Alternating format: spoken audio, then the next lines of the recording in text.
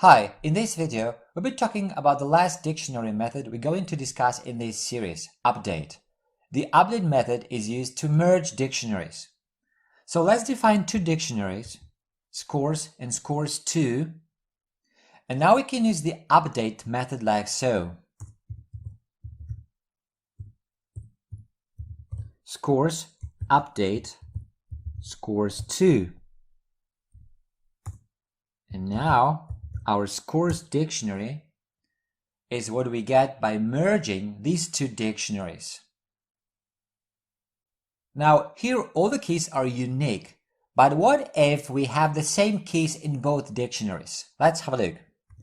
Here we have two dictionaries again, and we have Emma in both. We have Emma in the first dictionary and Emma in the second dictionary. Now let's use the update method to merge these two dictionaries. So, pets update pets2.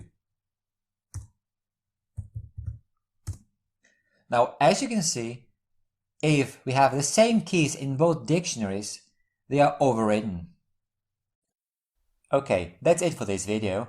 If you like it, a thumbs up would be great. Also, make sure to subscribe for future videos. If you want to leave a comment or ask a question, you're welcome to do so. Thanks for watching.